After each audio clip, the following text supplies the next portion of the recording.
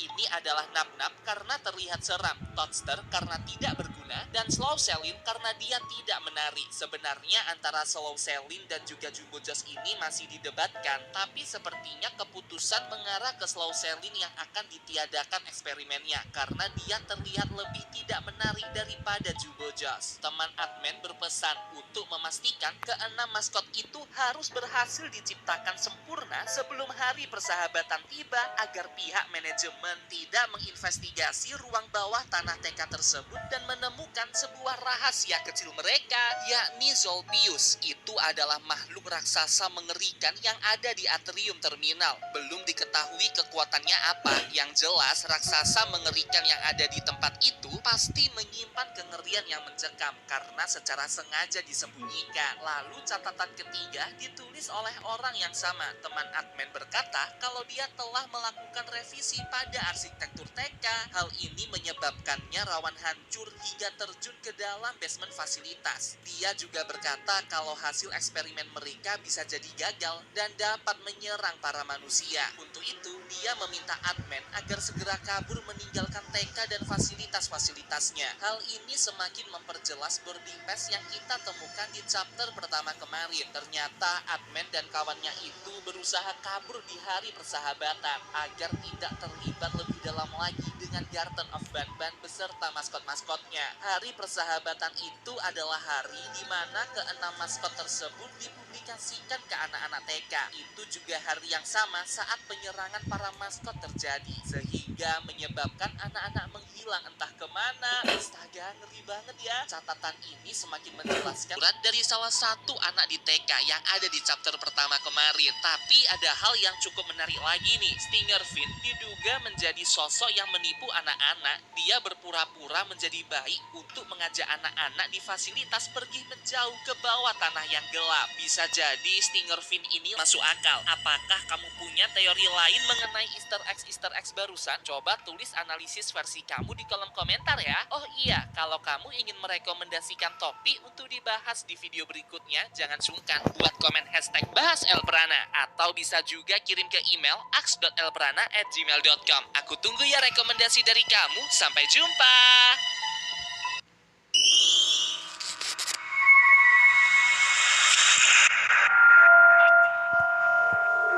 Satu penikmat Conryumans. Dalam bahasa Indonesia, Conryumans berarti manusia negara. Ini merupakan sebuah istilah untuk menggambarkan karakter manusia dengan simbol bendera negara di tubuhnya. Ada hampir 200 karakter yang muncul dalam Conryumans ini, mewakili negara mereka masing-masing. Namun hanya ada beberapa belas saja yang sering muncul dan dikenal secara global. Sosok-sosok karakter tersebut menjadi viral dan bermunculan sebagai komik, meme maupun video animasi. Bukan Elprana namanya kalau aku tidak menyelidiki hingga fakta terdalam dan tergelap mengenai topik tersebut. Ternyata beneran Conryumans menyimpan banyak sekali misteri yang mengerikan. Di video kali ini Elprana akan membahas cerita seram di balik Conryumans lengkap dengan teori dan faktanya. Perlu diingat kalau ini murni konten hiburan. Seluruh hal yang nasional dari Jerman bernama Krauchan.net. Forum ini berjenis imajiner yang hanya dapat memposting gambar sebagai sarana berkomunikasi para member. Menjelang akhir tahun, rating forum ini meningkat pesat saat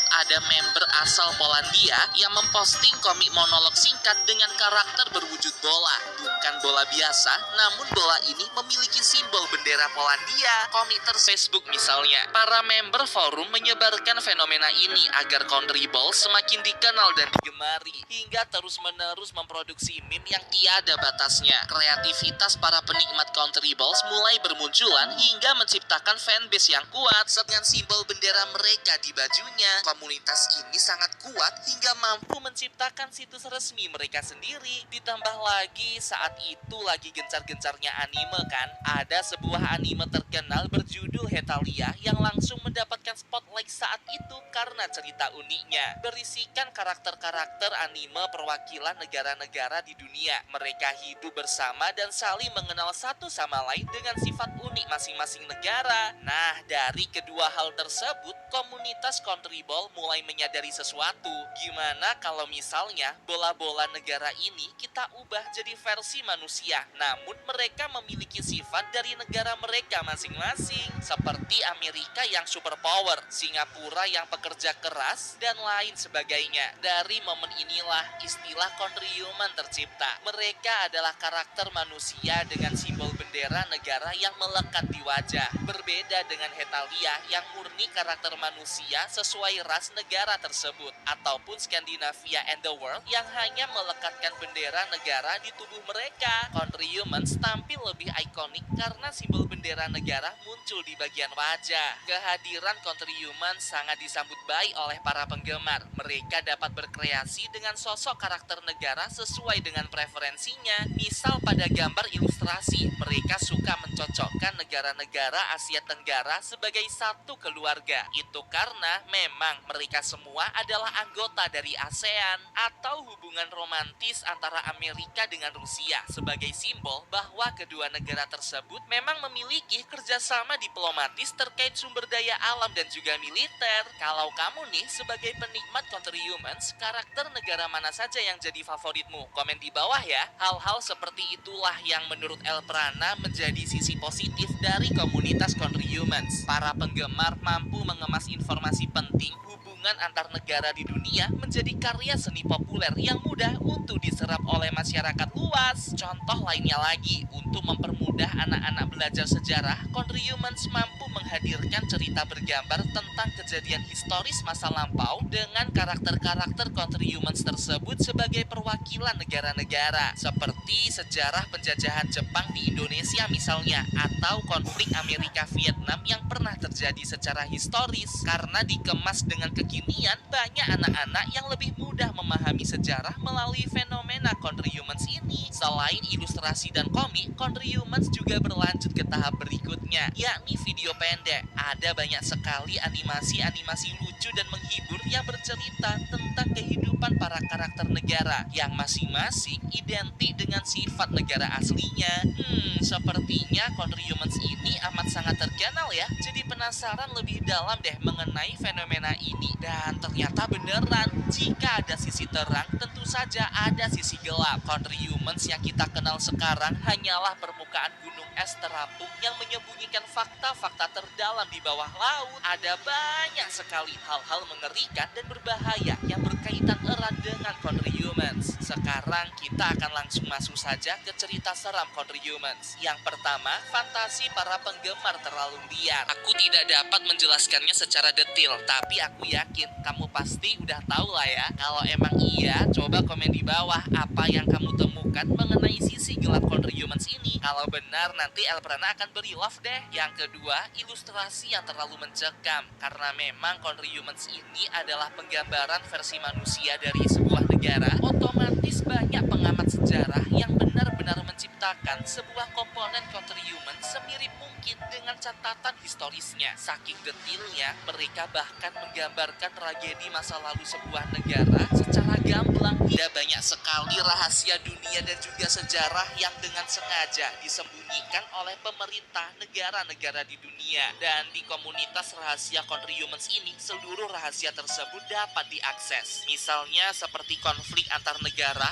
kudeta, penggelapan, perdagangan ilegal, dan masih banyak lagi. Hal tersebut mengarah ke fakta gelap ketiga. Dengan banyaknya penggemar Country Humans, ada kalanya orang-orang tersebut salah dalam mempersepsikan sesuatu. Mereka dengan mudahnya menggambarkan karakter-karakter itu tanpa simpati dan empati. Misalnya nih, karakter negara Rusia yang digambarkan melakukan hubungan romansa dengan orang-orang lain di atas sebuah fakta bahwa dulunya Rusia pernah melakukan kejahatan besar pada umat manusia berdasarkan catatan historisnya. Ada juga penggambaran konflik negara USSR yang tidak baik, serta penggambaran rasisme yang tidak bisa dibenarkan antar negara hingga hingga menyebabkan mispersepsi di antara orang-orang. Belum lagi dark joke atau komedi gelap tentang tragedi sebuah negara. Benar-benar tidak lucu karena candaan tersebut digambarkan di atas penderitaan penduduk asli negara tersebut. Kondisi-kondisi inilah yang membuat Country Humans mendapatkan sorotan negatif oleh banyak orang karena mispersepsi mengenai negara, kedudukan negara tersebut, hingga kesalahan tafsir mengenai sejarah negara yang digambarkan. Ya, tapi apapun itu,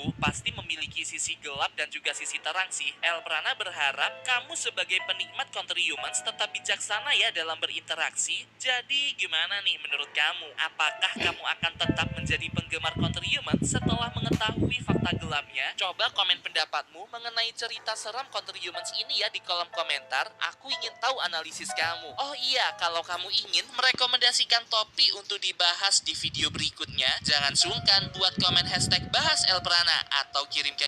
Tadi tuh videonya serem banget.